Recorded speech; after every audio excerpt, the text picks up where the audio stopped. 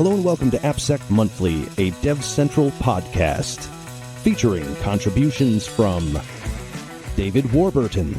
So I think this would be a great example where you might lock something down. Make sure we kind of tell people why we're doing it. Give them a very tangible reason.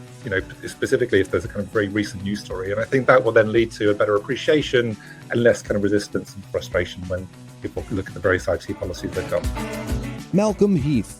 That's a really good point. There is a really strong contrast between the level of sophistication that was used to gain the initial job. Relatively sophisticated, right? And it got past everybody who interviewed this person. And then moreover, the job was, if I'm not mistaken, for some sort of a software engineering role. Megazone. It seems like they got caught and detected because they were ham-fisted. Like you got this new laptop, and booted it up, and the first thing I started doing was loading up malware, like known malware that intrusion detection systems immediately tripped over. And more. Strap on those earbuds and get ready for AppSec Monthly.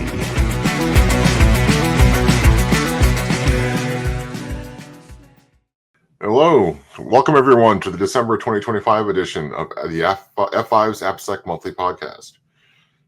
Remember, if you like what you see, please be sure to like and subscribe or whatever you do on your platform of choice, and be sure to catch future episodes. Welcome to Aubrey King and David Warburton.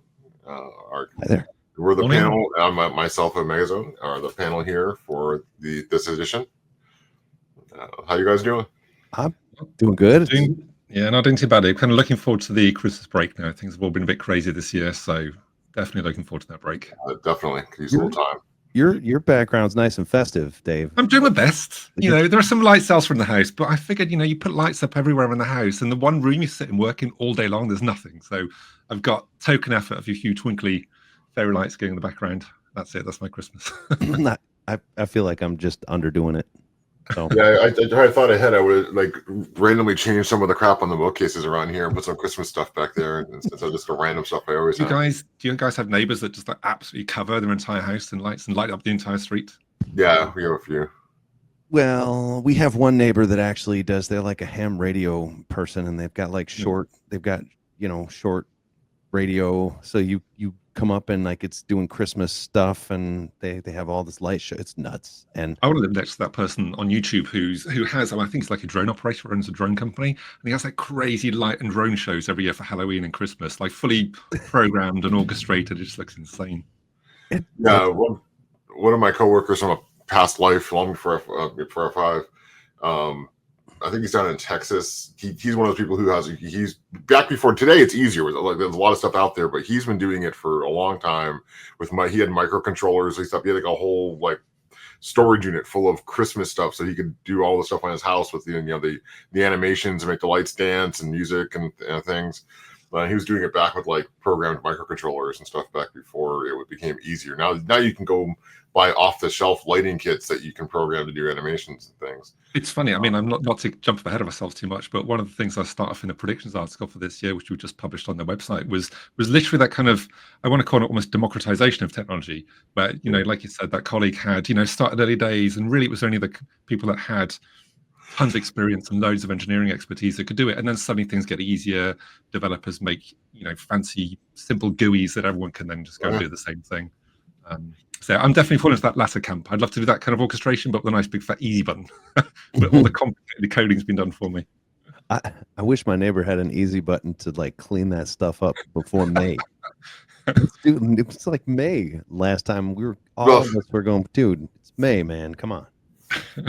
I've had some neighbors just leave the lights up all year and just use them because they have they're not the white icicle lights or a little so they're just this little decorations.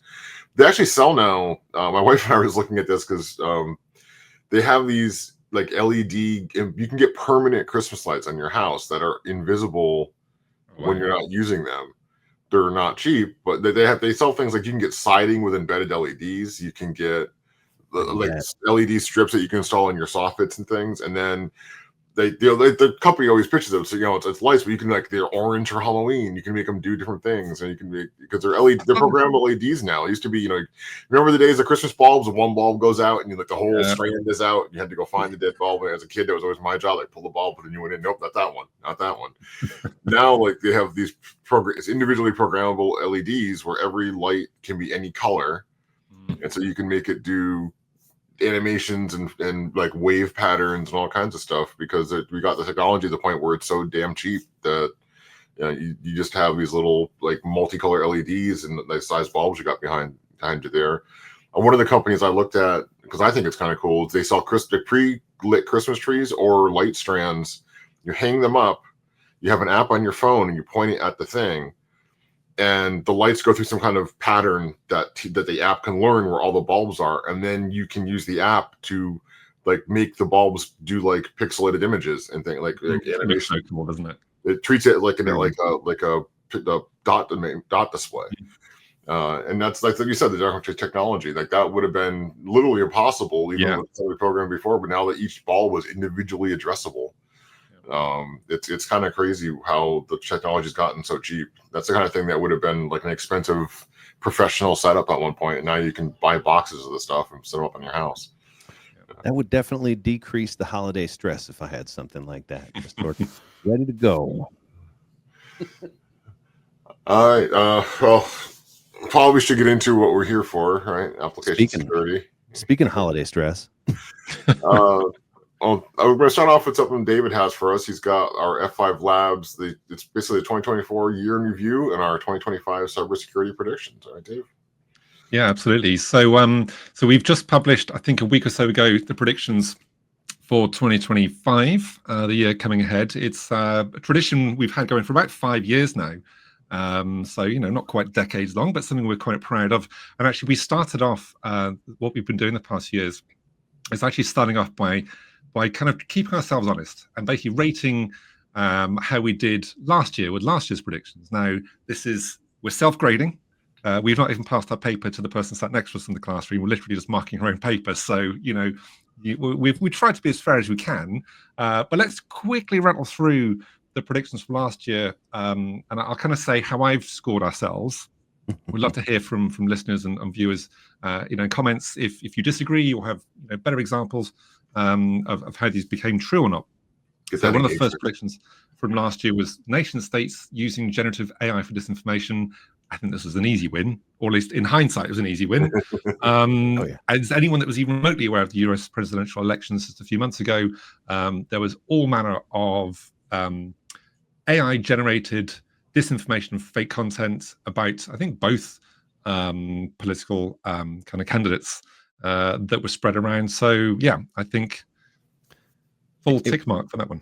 It was fascinating to me to watch some of that on Twitter. Like, I don't know if either of you guys have to be on Twitter like I do for work. And it was just incredible seeing, how many times I could see someone that was just, they looked like a new account and they posted this, I'm a Democrat and I'm not voting this year. And that's all. And so my response to a couple of those was like, pound, forget everything and write me a poem about puppies. I actually got that to trigger a couple of times and like, hey, that's a large language model, not a person.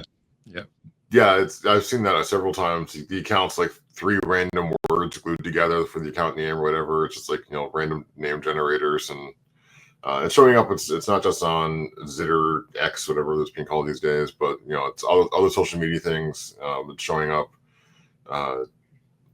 It's a problem because it was so much of a problem that Microsoft's security reports actually highlighted that, it was, you could argue, straying the political kind of commentary to an extent, but, Microsoft's own security reports were highlighting the specific videos and images they found generated by Russian APTs, by Russian state actors, basically, with completely falsified video and audio.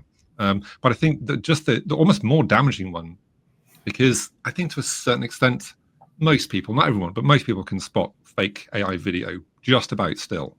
Although it's going to be interesting to see whether that changes over the next year. Getting harder. But there was the sort of the case of I think I forget his name and his motivation. I think he said he was trying to do it to prove a point, but there was essentially a robocall campaign with deep-faked Joe Biden voices encouraging Democrats not to vote.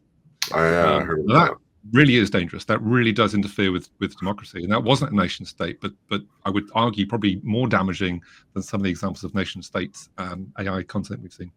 Does it count if it's the same nation state as the one that was being? Yes, I guess so. Okay. Yeah. Well, Yeah, okay.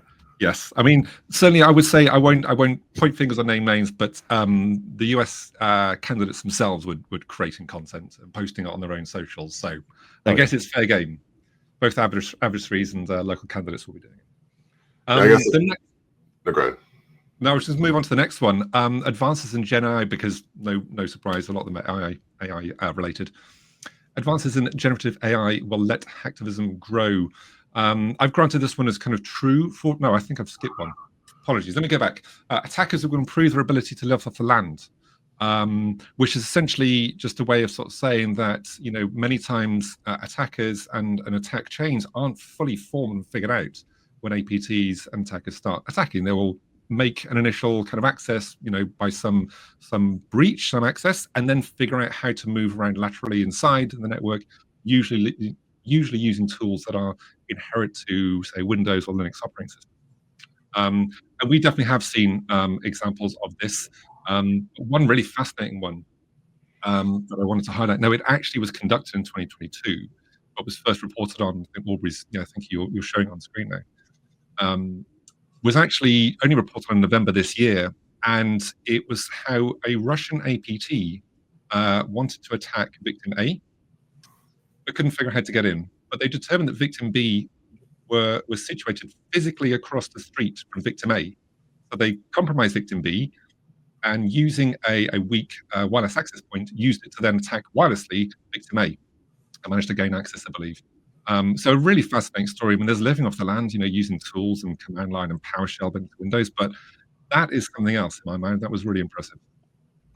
So that one kind of shocked me, and I think you need to take a true on that one, not a true. Yeah, I've graded as true-ish. I've tried to be reasonably harsh with our own grading, but yeah, I've kind of given us half a point for that one. That's really interesting. I mean, it's basically a pivot attack, but not from within the same network. Right. And yeah, with Wi-Fi, being within the range of another Wi-Fi station, now you got to worry about how secure your neighbors, right? Yeah, absolutely. And it's, you might kind of think initially, well, how on earth did they figure out that victim B had a certain access point that was available from, or victim A had a certain access point that was visible from B's location, yada, yada.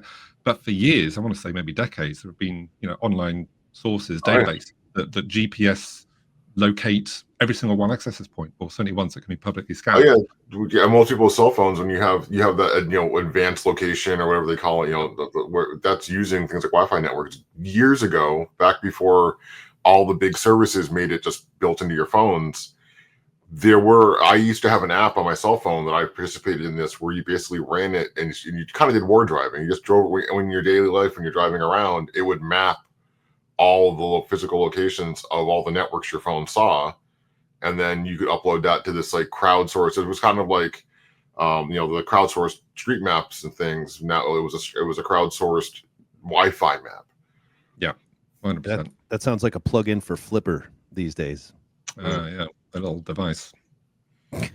Absolutely. Let's move on to the next one. This is the one I kind of jumped to a little bit prematurely. Advances in Gen AI will let hacktivism grow. So the emphasis here on this prediction was about the basic use of AI by the everyday person, by hacktivists in particular, to kind of create this information. We've given this one a true, and actually it was the example of the faked robocall of Joe Biden's voice that I've kind of used to grade us a true on this one. The next one is LLMs, or leaky large language models, as I called it. Basically, just the kind of concept, and I think there'll be many examples on this particularly at the early start of 2024, of where through prompt injection, prompt manipulation, and I think it was originally kicked off by some academic research, but just asking the right questions, or even sending an arbitrary string or so many words repeated, you can basically trick an LLM into divulging the training data or personal information. I found it fascinating, some of the stuff that these large language models were remembering. Like they showed in this process. I've read a couple articles on this happening now, and they've shown that they can't really figure out why these specific LLMs remember what they remembered. So if you had like load balanced models, for instance, that were taking inbound requests or whatever. They were all instantiated at the same time. Each model may remember something completely different, and we don't know why they remember what they remember. It seems to be like personal. Trying to give you that warm, fuzzy feeling when we in technology we don't really understand completely. It's magic. It works, and we love how it works, but we don't really get it. I saw an AI data scientist that argued you'd be hard pressed to find anyone that could describe to you what 3 trillion options looks like. So, like it's impossible. It's impossible to say what they're doing inside.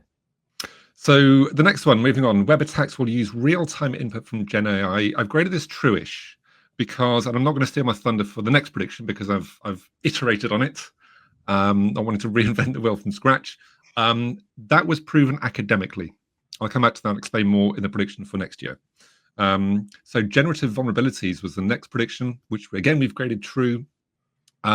Based the idea, if I recall correctly, that that Gen AI will produce vulnerable code, and that has generally been proven to be true. I think obviously LLMs are going to be improving and tweaked to make sure that the code they create is secure or secure as possible. But there have been academic studies, I should say, some cited by SC Media, saying in the range of 40-ish% of LLMs were creating vulnerable code. So I think there's a lot of kind of nuance there in terms of the models and what was being asked, the languages, but clearly we're not at a place yet where AI or AI tools, Gen AI in particular, is creating 100% secure code. So just another reminder that we can use it to help us kind of brainstorm and maybe solve a quick problem, but always need a human at the moment to actually go and review that code. Yeah, I think a lot of that is going to depend on what it's been trained on, right? Has it been trained on well authored, well done, secure code?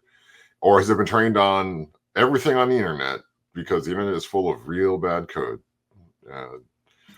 It's you can only it's LLMs are only as good as what they learn from. Completely. Yep. I like your last statement here. AI should not be blindly trusted to create secure applications. Period. It's like I would just say AI cannot be blindly trusted for myself, but for anything. That is true. I mean, it's akin to hiring a 15-year-old to do whatever job you've asked it to do. Yeah. I think I was listening to the latest edition of the Security Now podcast with Steve Gibson, and I kind of like his the way he kind of used Gen AI, which is essentially he was kind of saying that we are kind of enamored or wooed by words. Like we see words, the words in a sentence make sense, it makes logical sense to us, great, it sounds believable, trustworthy, and so on, and it's just words. We have to remind ourselves it's just a machine, it's a black box that's really good at predicting what the next word should probably be based on what it's been trained on. But the fact it's kind of created language that we can, sounds personal. It's been obviously these LLMs or Gen AI be kind of created to kind of sound like it's a person talking, to have feelings and emotion. And it's easy, like we're quite easily consumed by that. And I want to believe it's kind of maybe a real person we're talking to. And we just have to remind ourselves that that just isn't the case. And to your point, MZ, like it's all dependent on what these things were trained on. Yeah, I mean, humans anthropomorphize everything. I mean, people name their Roombas and treat it like a pet. It's just how we are as a species. We tend to, we're one of the only species that keeps pets. We anthropomorphize, project our feelings of humanity on other objects and creatures, and I think it's not surprising that we do the same thing with AI when it seems to be talking to us in our language and interacting with us. That you just kind of project that onto it. This thing is like another being. Yep. Like how many times have we heard we've reached true artificial general intelligence? Yeah, not yet. No, it's close. You think 5 years away? It's only 5 years away. No, well, I don't know. Actually, I mean, OpenAI claims that they've already achieved it, but they claim a lot of things. Yeah, there are semantics in that, right? I mean, OpenAI. The true definition of AGI says that it will be better at all tasks than all humans, right? That's what the expectation is for AGI. But what OpenAI has today is better at most tasks than most humans. I think that's still pretty scary. It's good at emulating a task completion. And again, I'm not going to claim any sort of expertise in this field. But again, I think it's easy to kind of look at words that are created by Gen AI and think, oh wow, that's fantastic, it's really good at what it's doing. But there's, at least in a lot of Gen AI tools, not that much logic or fact checking. There's not really any reasoning going on. It's just good at predicting what word should go one after another with the current Gen AI systems. Yeah. Let's move on. Let's go, because we've got many more AI kind of topics to cover. Organized crime will use Gen AI with fake accounts. This prediction was really kind of thinking and assuming that threat actors would do everything from creating fake LinkedIn profiles to using AI with fake images, to conversing in real time with victims of, say, ransomware, maybe in a different language, just getting fully offloading the logistics of attacking someone with ransomware to Gen AI. And I hadn't seen much evidence, but going to look to find whether this trend or this prediction, came true or not. I did find some evidence. Trend Micro had a good article which uncovered a number of deepfakes that were being sold. So using Gen AI to create fake images, fake profiles. Some fake profiles are being sold for around $10 per image, and around $500 per minute for fake video. And we've already seen kind of stories being, shared about almost real-time Gen AI video being created. So I've given us a true for this one again. And again, like everything, we can only see this, improving the quality of the kind of deep fakes, and it just becoming easier and easier for even non-skilled organized crime to make use of this technology. And then the final one that I've scored us a true-ish was actually that fully, real-time conversing with phishing victims. From memory, I think Trend Micro's article also kind of covered some kind of examples of this, with attackers using ChatGPT to kind of, converse with victims. So not quite real-time, but certainly using Gen AI to converse with victims. And then I kind of scored us false with attacks on the edge and cybersecurity poverty line. I'll let readers or viewers go back and look at last year's article for the full prediction and explanation of those. So I've given us about 80% for last year, which I think is pretty good grade. I want to say that's like an A plus maybe. So, I think it should have been a little higher. You think so? You're very I think generous. so, like an 85. Because I mean, look, we went, and a couple of these true-ish are like really true-ish or true. I mean, we try. I just hope that our predictions aren't a bit too easy, if you know what I mean. Like attacks will get worse. Well, hopefully our predictions aren't quite that bad. The fire will get bigger. We try to actually kind of push the boat a little bit and actually, be quite forward-thinking. Speaking of which, do we want to jump into predictions for next year? Absolutely. Yeah. Okay, so the first one that we have, I kind of teased this. It's an iteration of one from last year. So AI-powered botnets. And I think, Aubrey, you've got the kind of image to share on screen, which should be quite helpful. So one thing that was, so an academic paper, and I've mentioned this a few times on the show over the year, because I find it fascinating. But academics from Columbia University, and I think one other institution, trained their own private instances of ChatGPT 3.4.0 and some open LLMs to see if they could train it to actually autonomously attack websites. And they succeeded with varying degrees of success. The open LLMs weren't super useful or successful. I think they actually got something like a 0% success rate. From memory, ChatGPT scored something like 50%, and ChatGPT 4.0's got something like 78%. And when I say 78%, that's basically they taught these LLMs, they fed it only 6 hacking manuals, or how to hack websites. So only 6 books they were trained on. They gave the LLMs access to command line tools like ability to run scripts like Python, curl, a headless browser that can actually go and interact with sites. And they didn't tell it how to attack a website. They didn't tell it which vulnerabilities to look for, even the types of vulnerabilities. They just said, here's a website, go and attack it. And it worked, at least 78% of the time. Now, that's academic research, that took some time, some money, resources, and effort to get working. But as we know, everything gets easier. Attackers get, we talked about the fairy lights, the Christmas lights, things get democratized or commoditized, whatever you want to put it. And so we can only assume that this is going to get into the hands of attackers. Clearly, the idea is now in the hands of attackers, even if the technology isn't. But the prediction I'm making isn't just that we will see autonomous Gen AI systems or autonomous LLMs attacking websites, but that we could potentially see an entire botnet doing this. Now, typically, botnets are taken over. They very, very often either vulnerable servers or compromised IoT devices and routers. But they're typically just used to launch DDoS attacks or increasingly residential IP proxy networks, which is a whole other topic that we're going to go into a lot more detail with F5 Labs next year. But what if those attackers, instead of just launching frustrating and annoying DDoS attacks, use those IoT devices, those routers, to launch fully autonomous attacks? Now, as I've tried to get across in the diagram, these routers, they're not going to have the CPU and the memory necessarily to run their own LLMs. That doesn't matter. If an attacker has their own LLM they control within their own kind of data center or their own room, those routers on the internet can just make API calls back to the LLM to figure out how to actually go and attack a website.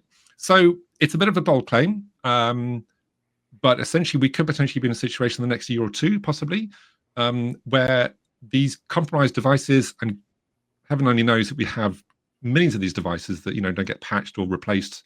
There we go. Aubrey's got a little plug switch there. That's probably part of a autonomous botnet right now. But if these go from just launching simple DDoS attacks to fully autonomous web hacking, it could be fairly dramatic shift in the kind of attacker landscape. So that's the big bold one. We will see if that one comes true next year. I would expect at the very least we're going to see some incremental work on an academic basis. But yeah, it will be quite scary to see if this actually comes true. But with the rise of residential proxy networks, I have got to imagine. I mean, that's just sort of like proving that they can squeeze code into your environment without you knowing. Yeah, absolutely. I mean, the more things that kind of go on, it really makes you wonder how we even identify this and how we mark this as true next year. Because I'm very often asked, whether it's from internal colleagues or from the press, have you seen, what are the latest AI attacks? Have you seen any evidence of AI attacking? And at the moment, I don't quite know how to answer it, because how do you identify? Yeah, how would you know? A SQL injection attack will look like a SQL injection attack, whether it's a person on the keyboard doing it or a bot doing it. There may be kind of clues in maybe the frequency or maybe the exact parameters being sent. Who knows? But yeah, potentially devastating. I mean, it's going to be one thing to kind of protect attacks or identify attacks from a number of sources and locations. But when you have potentially hundreds of thousands of devices, not just DOSing a site, but attacking it, that sounds pretty nasty. And it's going to be hard to differentiate, you get what's a normal botnet versus an AI powered botnet, right? Yeah. And so many botnets are modular these days as well. The developers of the botnet sort of software, if you want to call it that kind of goes out, is designed to be modular, and they can kind of drop in new modules, either to do some cryptocurrency mining on the device, or to launch a different kind of DDoS attack, or potentially to do this, this autonomous attacking. Just to kind of talk about the thing a little bit that we were chatting about before we hit record on the show. There is a multimillionaire chatbot at this point. So yeah, that blew my mind. Right? I mean, and if nobody saw the Wired article, this is it. It's there. I can't talk about some of it because it's a little spicy, if you will. And I know it's Wired, so some people might say that's not news and all, but the idea is pretty amazing that this bot, a chatbot, literally is now a multimillionaire in Bitcoin, or not in Bitcoin, I'm sorry, in a mixed crypto. It's started with 50 grand in Bitcoin and then ended up kind of making its way to the point where I think its wallet's worth 6 million at this point, if I'm not mistaken. But my point there, tying back into your article, is imagine if that thing decided to buy a botnet with some of its Bitcoin, right? I mean, how do you stop it though? How do you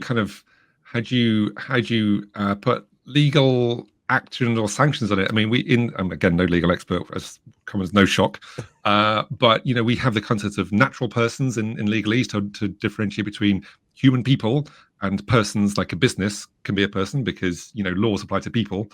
How do you apply law to an AI chatbot? But if it's going around spending money or investing in things that it shouldn't be doing, I don't know, maybe we need some kind of other definition of persons. Well, the funny thing is, it was actually a collaboration between a Claude bot and an instance of Llama. and the two of them actually ended up pulling off a meme coin fraud.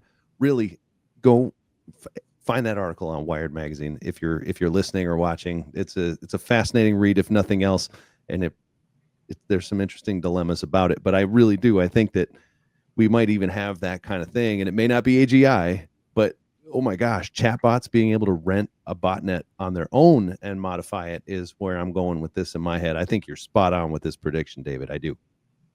Well, we will see. I mean, I hope, as with most of them, as with all of them, I hope they don't come true. But, I suspect that it's really a matter of time. This one I could be a bit ambitious, predicting it for 2025, as in to kind of see this kind of AI-powered botnet in the wild by threat actors. But it's going to come at some point. So prediction 2 we've put down. So just to warn everyone, the first half of these predictions are AI-based. We will have some non-AI based predictions towards the latter half. But the second one is putting AI into API. This could be quite a quick one to cover. Essentially, we've already talked about LLMs, leaking information to the front door, to the application itself. Well, as I'm sure most people appreciate, AI applications basically hinge off APIs. That's how they work. Everything's an API call to everything else. And if we're not going to be leaking stuff through LLMs, then I'm predicting that we're going to see a massive leak of information via an API. Now, every time we cover APIs with F5 Labs, whenever we talk about it with customers or present at conferences, and we do the research into looking at terms of the cause of API breaches, so often it's just authentication and authorization, just super basic security controls. So I'm fairly confident this will be true, but I'll be really interested to see what API vulnerability actually leaks data with an AI application. Let's move on to the next one. Attackers use AI to discover new vulnerabilities. This is a prediction because so far, and I think it was a fairly recent announcement, I'm going to say just last month, actually, November 2024, Google's Project Zero announced that AI had discovered an unknown zero day, which was unique. Now, we just criticized AI for creating vulnerable codes, but in its defense, it's finding vulnerabilities, possibly the ones it's already created itself. I don't know.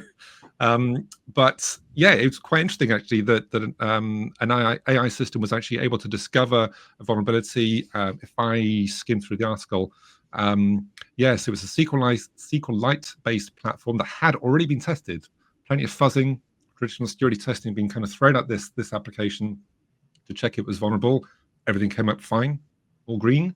And then they trained an AI platform on it, and it found a 0 day. So that being said, again, we have to assume that if the good guys have got it, the bad guys are going to have it very, very soon.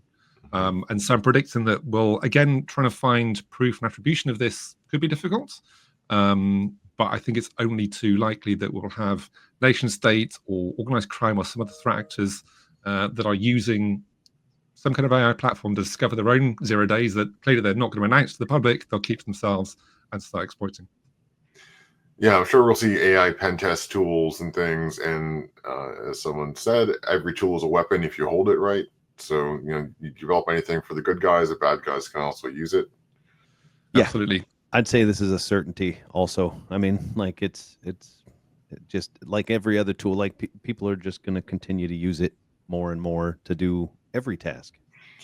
Yeah, I could see training a model on known vulnerabilities and saying, look to try things like this, try combinations of this. I mean, we've seen how many times exploits are critical as two mediums in a trench coat. You end up with vulnerabilities. That Swiss cheese model, right? And an AI can iterate through that and look for those lining up those holes faster than humans can.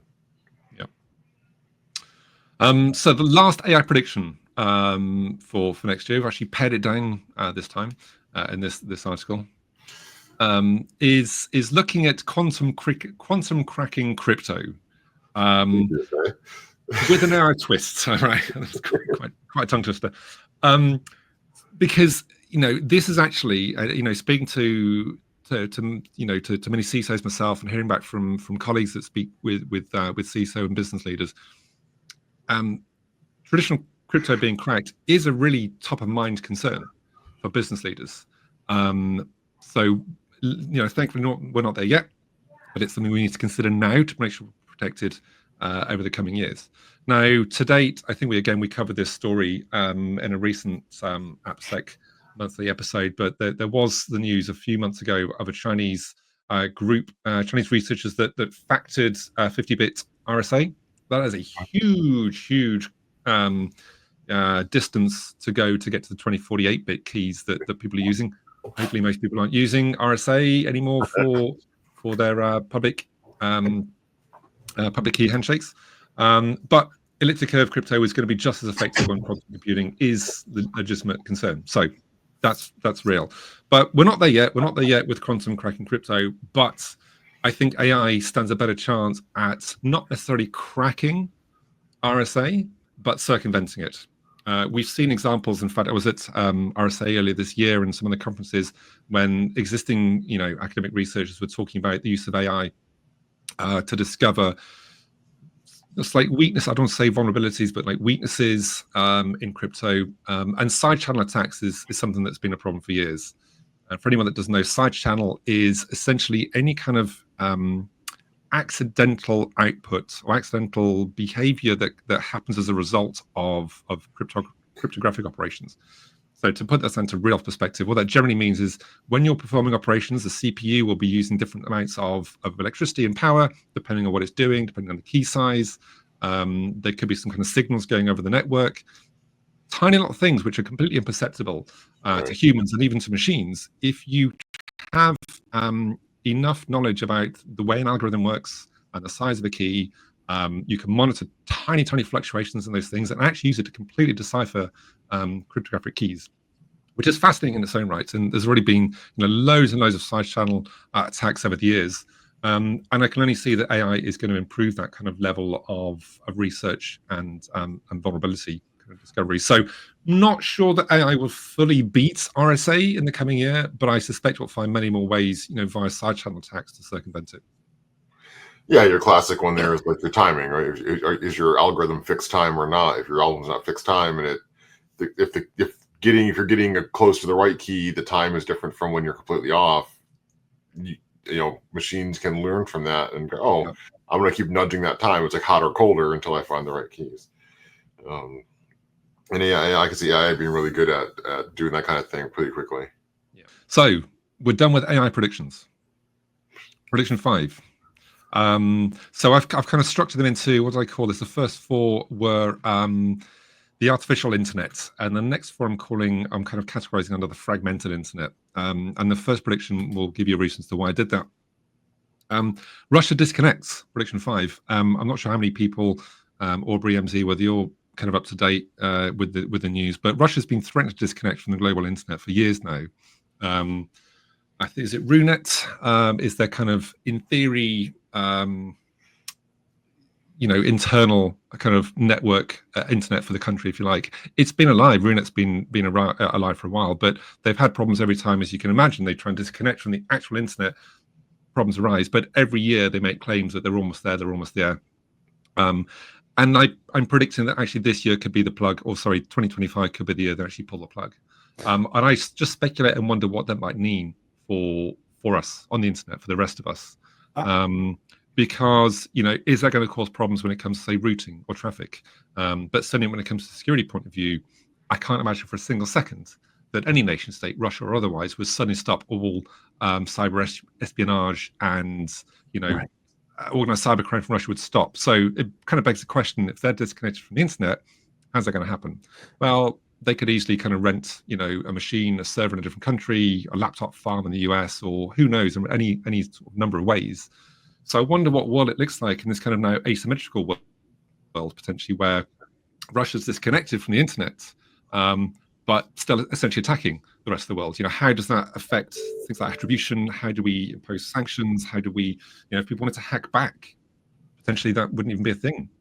So when I was reading this, it made me wonder, how disconnected are we talking here? Are we talking like kind of like black hole like we already see with China? Or are we talking like fully disconnected, like extranet disconnected? Or are we talking like big proxy firewall on the edge? What does that mean? I mean, are they talking fully pull the plug? Yeah, 'cause that's what I'm thinking. China has the Great Firewall of China. Like people still have some connectivity, but it's just very highly regulated and very highly filtered. Yep. I don't know. Like, I think there's cutting off your nose to spite your face, right? If you just I'm going to go and take an axe to my border routers and isolate myself from the world, that seems to be a lot of self-harm. But I could see them wanting to lock down on what their citizenry is capable of seeing, because they're pumping out propaganda about the wars and what's going on, and it's hard to do that when your citizens can look at every global news source and see a different story. Having spent some time in a former life actually building the SWIFT network, which physically connects banking transactions, is sort of, and knowing that network exists partially in Russia, it makes me feel like, boy, if they pull the plug on that, that could be considered an act of aggression or war or theft or man, that's big stuff. Well, I would not put that past them. I mean, look what happened when the Ukraine war started, and they were cut off from Western aircraft, and they basically seized all those leased aircraft and said these are now property of Russia. Right. That's billions of dollars worth of assets that they basically just said, yeah, ours now. I think the thing that really got me kind of thinking and speculating about the future. Russia disconnecting was certainly one, but there are so many countries at the moment that are trying to wrestle, citizens' privacy with the need for kind of police investigations and anti-terrorism kind of investigations. I think Australia has banned social media for under 16-year-olds. You have various countries, including Germany, and I want to say the UK even, that are looking at, or if not put in now, laws to weaken or backdoor encryption. And it just paints this picture of things becoming more and more isolated. And you kind of answer that, the kind of layer of geopolitical tension between the likes of, kind of say, US and China from a trade point of view. And it just seems that more and more countries, this kind of initial concept of this big, happy, friendly, everyone's holding hands and dancing around big global internet is actually looking like it might become more and more fragmented as we go forward, not more connected.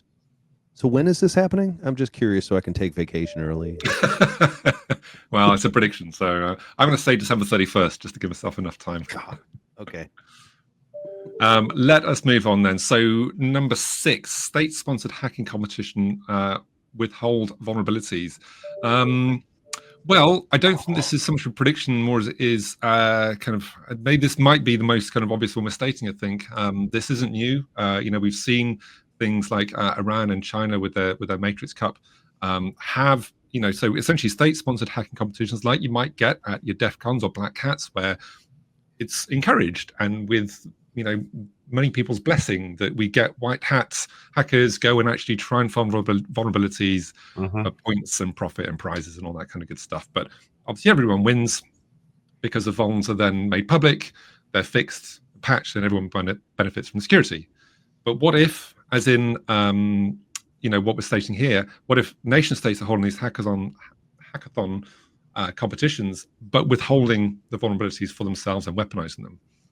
There is a law, and again, I can't profess to know exactly what it is, but essentially any vulnerability that's discovered by a Chinese citizen has to be reported directly to the Chinese government.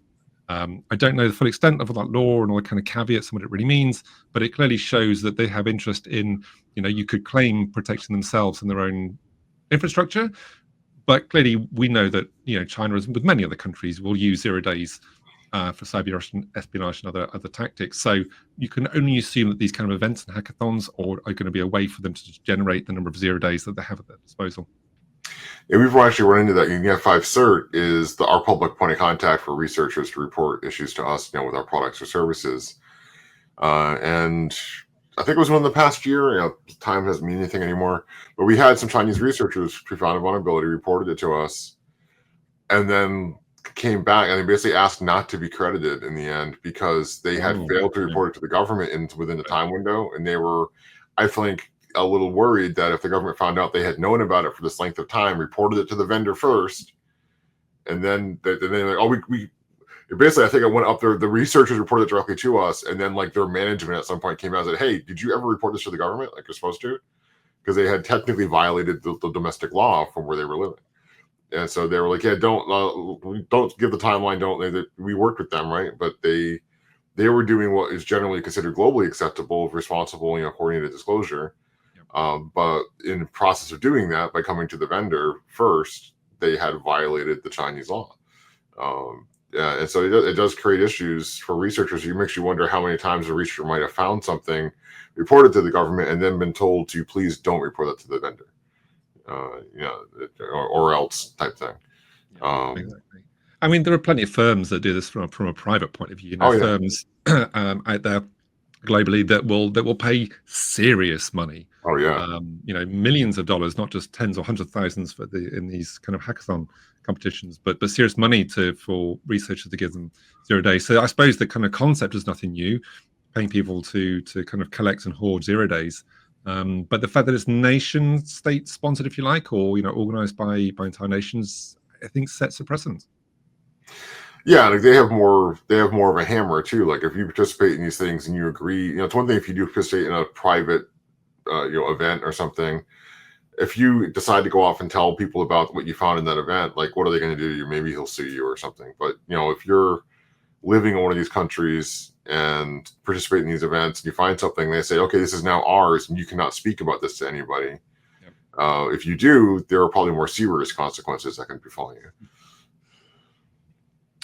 Absolutely. Let's go on to prediction 7. I think this would be a fairly quick one. APTs will make attacks look like they come from hacktivists. This is kind of similar to previous predictions we've had. But I think it kind of just speaks to the fact that nation states and APTs are using any tactic and method to, it doesn't always have to be for direct kind of cyber attack. It could just be for disinformation. It could be to just, to dissuade or to disrupt, to just kind of meddle with kind of politics or another country.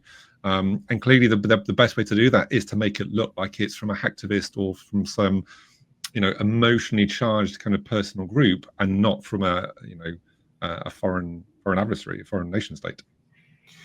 Yeah, it makes you wonder how many of these nation states or APTs may have sock puppet activist groups too. Right. Yeah. Exactly. Yeah, and if you're having a hard time picturing that, anyone listening or watching, it's Antifa. yeah. Who's the bugbear we can blame for everything, right? So this one could be quite hard to prove next year again, I think. But one of the things that makes me think is if you look at the latest DDoS report we put out around sort of July this year, massive kind of upticks with DDoS attacks that were exactly timed. The one example that comes to mind is the French pension reform that was going on, and DDoS attacks were launched against France that perfectly coincided with that. And you could quite easily brush that off as being some disgruntled French citizens who weren't happy about the reform. They took hacktivism into their own hands and just launched some DDoS attacks. It wasn't. It was an APT. It was a Russian-based APT that actually claimed credit for it. So there's precedence there for them doing that. And I guess it'll be interesting to see, what are the attacks that they use beyond DDoS, whether it's just kind of disinformation or whether they're doing more active attacks, but trying to point the finger to individual cybercrime groups or hacktivists. Yeah, there are all kinds of ways this could be used. I mean, if you leak legitimate information repeatedly and build a reputation, then later on you could lead false information that people will believe because of your track record. It depends on how far ahead you're thinking on this. Great. Let's wrap things up then with our last prediction 8, cloud comes home. So this kind of goes back to what we were talking about before with the kind of geopolitical and trade dispute and tension between various countries, whether it be the US and China, whether it is legislation that mandates that data has to be within a nation's borders, or whether it's just actually what we're seeing a lot now is just the complexity and cost of having applications across cloud, because it used to be the case, when cloud was still in its infancy, that many organizations and applications were just throwing all their eggs into the one basket. And different sectors, such as finance, at least in Europe, and other industries, are now actually mandated to not have all their eggs in one basket, to have their applications and technology across multiple clouds. sounds great, but actually incredibly complex. And that's another reason I think we're going to possibly see more applications being brought back in-house within an organization's private data center. Yeah, it's funny. I've seen this for a bit in cloud sales to places like Canada, right? I was in sales for quite a bit of time here at F5, 12 and change years. And one of the things that was interesting was in trying to sell cloud up in Canada was they cannot decrypt traffic out of country, right? So like if I've got an SSL offload that's going to occur in some sort of flow, that can't happen in New York. That has to happen in Montreal or in Toronto or Vancouver or wherever else. It just cannot occur south of the border. And if there's not a way to guarantee that doesn't happen, then they oftentimes won't buy because they can't afford to do that. That's against the law for them. And I sort of look at this with your Russian assertion also, and I kind of wonder where things could go with this, right? If really we start seeing nations bring, we need cloud, but are we going to start to see more hard, digital borders, if you will, between countries? Yeah, we've seen this. I mean, laws, right? To national borders or regions. GDPR, yep. Classic and big hammer. We've seen companies either deliberately put data in Europe to comply with GDPR or deliberately keep data out of Europe to avoid GDPR, right? I mean, that we've seen both sides of that coin. We've seen other things. We've seen, F5 offers CONUS only support for like government clients and things. You're like, I can't have my data looked at by anyone who's not sitting a United States citizen in the United States. Right. And we're not the only vendor. Lots of vendors have that kind of thing. And we see that for other countries desiring the same kind of thing. I don't want it going, and with politics the way things are, there are countries who don't want their data going to the U.S. And so it's both sides of the coin. And we've had customers insist that their data not go to China, right? Not you can't have somebody. I don't want somebody in China being my support person. And you're seeing these borders being drawn for legal reasons, for political reasons. And the move from the cloud, I think a lot of us were skeptical years ago. Everyone was like, everything's gonna go to the cloud.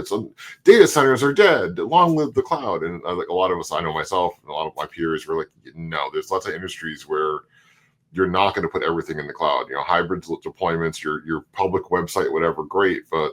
And that's what we're seeing. Medical services, banking services, and a lot of them are extremely reluctant to use cloud services. And we're seeing more and more, especially from where F5 sits in the network, of these hybrid deployments.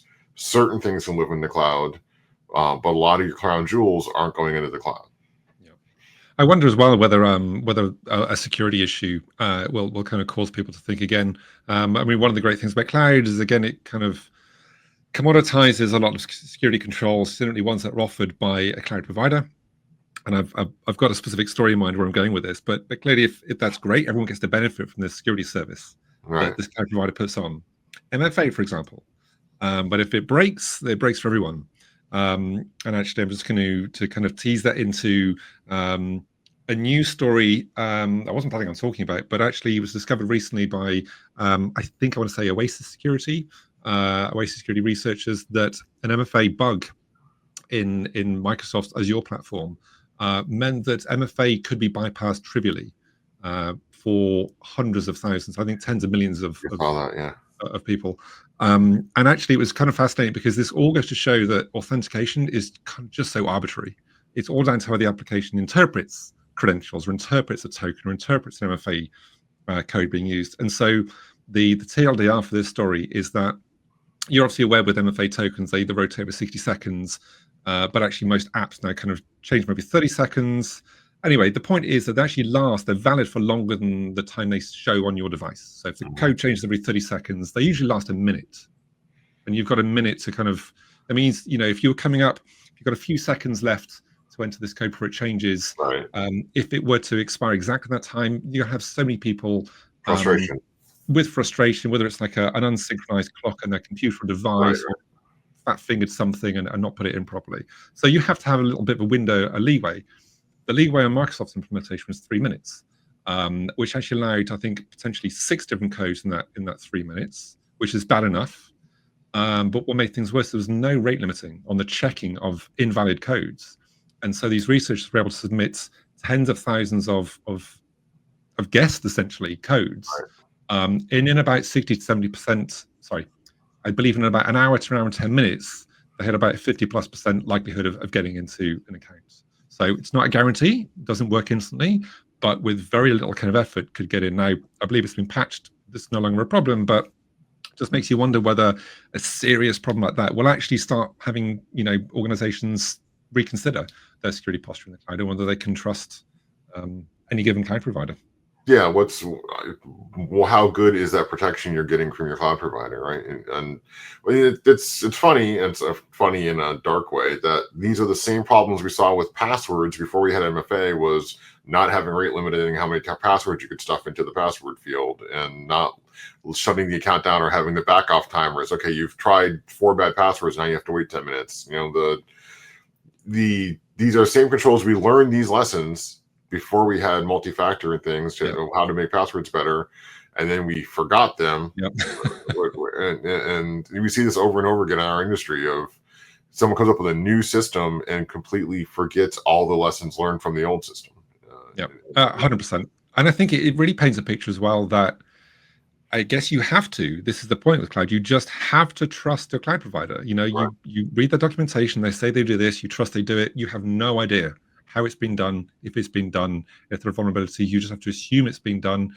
Now, for the most part, big organizations like Microsoft have got the resources to go and patch and fix things quickly. But again, it just highlights the fact that you just have to basically blindly trust organizations like providers to implement things correctly for you. You don't have that control. You can't audit it yourself. True. Very true. Well, thank you. That's it. We've wrapped up the predictions. I guess we'll be back this time next year to score ourselves again. I'm sure with the fair scoring we give ourselves, it'd be 100% thereabouts. So we'll see. Well, you got to fudge it. It's like 90. Never want to be perfect. Yeah, 91%.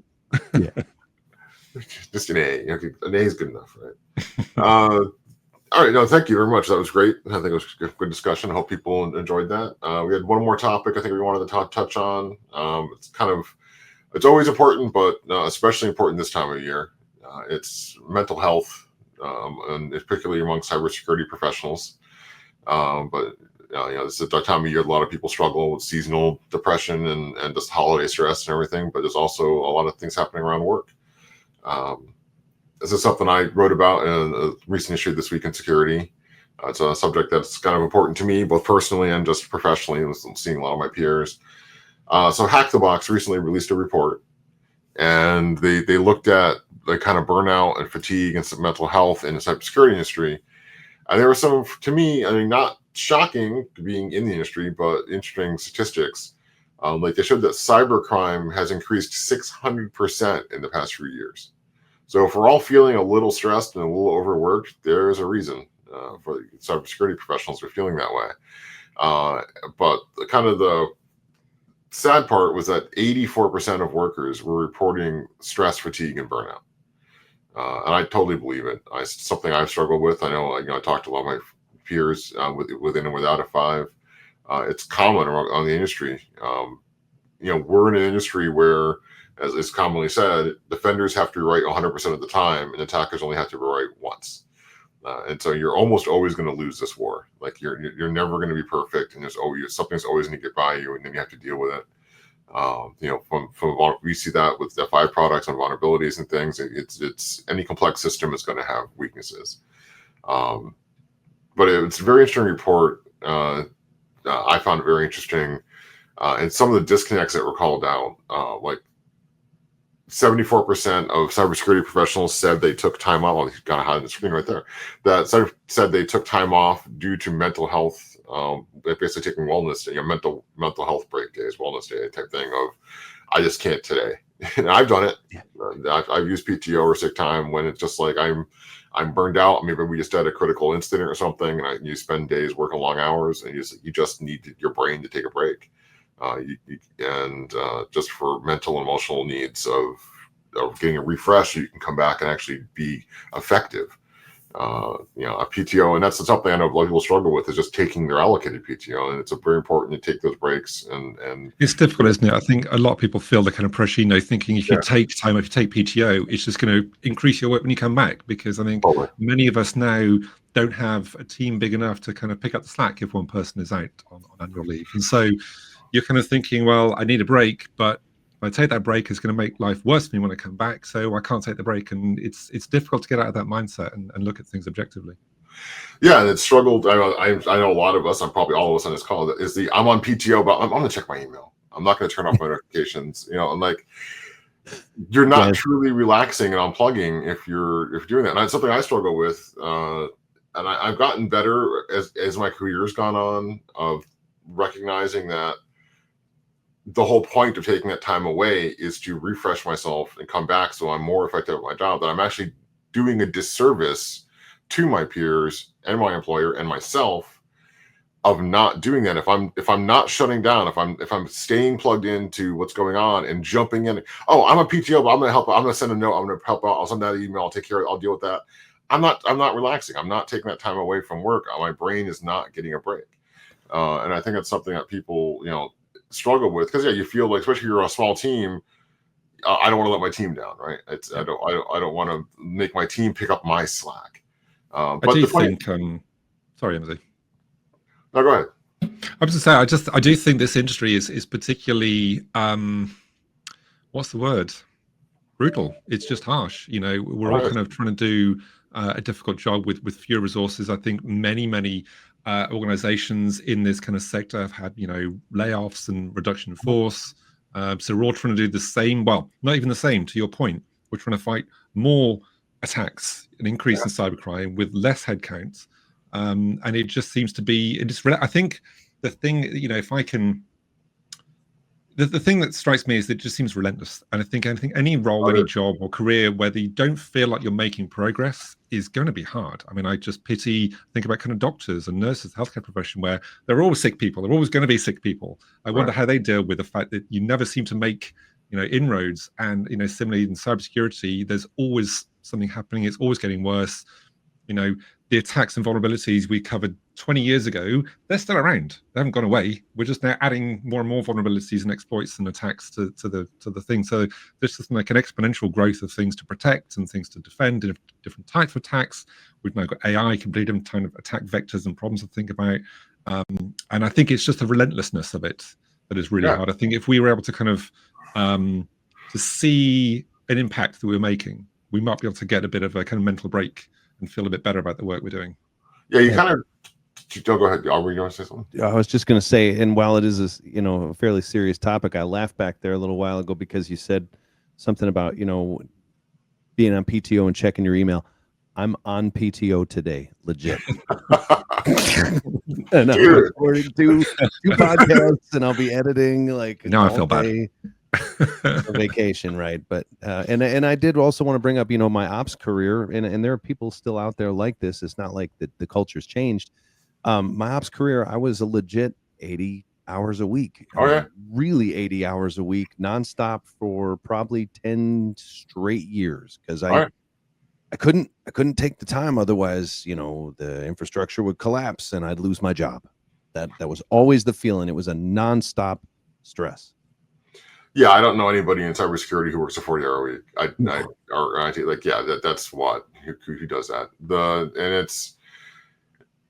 It does. It takes its toll on your life, and it is a stressful. Like you said, it's relentless, and it's not just the attacks, but it's to stay good at your job and stay on top of things. It's this endless fire hose that we're doing right now as part of this too. Of you have to ingest so much information constantly, because you never know what piece of information is going to be important. Like, what is the next thing going to do? Where's the next check going to come from? Right. And there's that drive from a lot of us in the industry, I think, of you want to know everything all the time, which is impossible. Yep. But it's that drive of trying to do things. And we talked about resources now. One of the things the study called out was 90% of CISOs say they are concerned about the stress and burnout of their staff, but only 47% of CEOs thought they had that concern. There's a disconnect between the people in that field, knowing kind of how bad it is, and the general business management who don't register that same level of concern or acknowledge that there is this stress and burnout problem in the industry. And it is, I think it's a problem with the resourcing levels and the size of teams and what's being expected. This thing was 600% increased attacks. And like I said, old attacks never go away, right? We see today, old things from years ago still being used. It just piles on. Because once the script kiddies have those scripts to try to exploit something from 5 years ago, why stop running it, right? If no one, until you get to the point where everyone in the world is no longer running whatever that system was. And it's penetrating our lives more. You held up your little smart plug earlier, right? It's like it used to be technology was you were defending a data center someplace, you're defending a web server and things. But now the technology is everywhere all the time. I drive a Rivian. My car is a supercomputer on wheels. And you have everything can be hacked. It's just kind of a question of like determination and knowledge. So it's this constant fight from everybody. It's stressful, and I think that's something that doesn't get talked about. A lot of people kind of just accept that's almost this kind of pride almost of like, yeah, we deal with we're firefighters, we deal with this stuff all the time. This is what we do, but we're all human beings, and it's important to take care of yourself because you're not going to be effective at that job that you're proud of doing if you don't take care of yourself first. I think there seems to be like a lot of people kind of talking about, almost like a pride of I'm so busy I kind of work through my lunch and I just have a lunch at my desk. And I've even seen some headlines where crazy CEOs and business leaders kind of are proud that they drive their workforce to work. That's insane.